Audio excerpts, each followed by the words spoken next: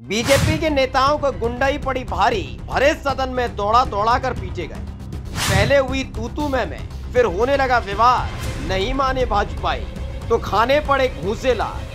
BJP नेताओं की पिटाई का हो गया लाइव प्रसारण। लोगों ने कहा कम से कम कैमरा तो बंद कर लेते।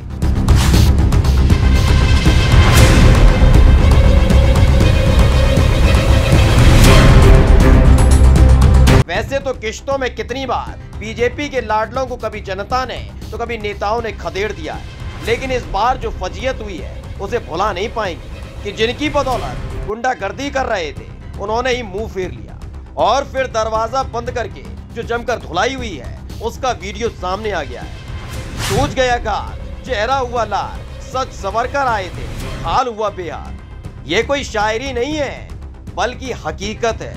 दरअसल एमसीडी के चुनाव में गली गली चौराहे चौराहे हर नाके पर बीजेपी धारियों को घेरा जा रहा था, धरा जा रहा था, कूटा जा रहा था। चुनाव खत्म हुए तो सोचा कि कुटाई से मुक्ति मिलेगी, लेकिन ना, सदन में पहला दिन ही बीजेपी के नेताओं के सत्कार में बीत गया।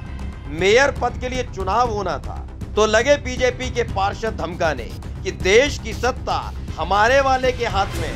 समझ लो, गिनती के कुल 104 बीजेपी पार्षद आम आदमी पार्टी के 134 पार्षदों को धमकाने लगे थे।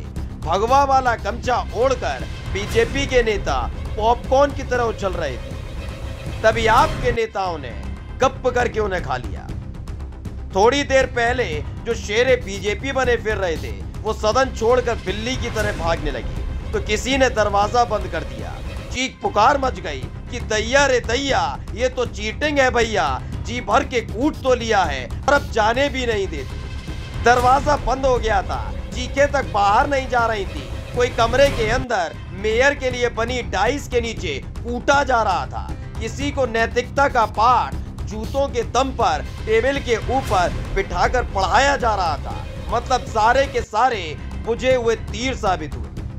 फिलहाल मेयर तो तय नहीं हो पाया कि किसका बनेगा, लेकिन ये जरूर तय हो गया कि साहिब एंड पार्टी के नाम से तमाशा करना कितना भारी पड़ जाता है। सड़क पर ही नहीं, सदन के अंदर भी जमकर कूटे जाते हैं। एमसीडी में जो हुआ उस पर आपका क्या कहना है, कमेंट करके जरूर बताएं और पेज को लाइक और सब्सक्राइब करना ना भूलें। Special desk the कंटा।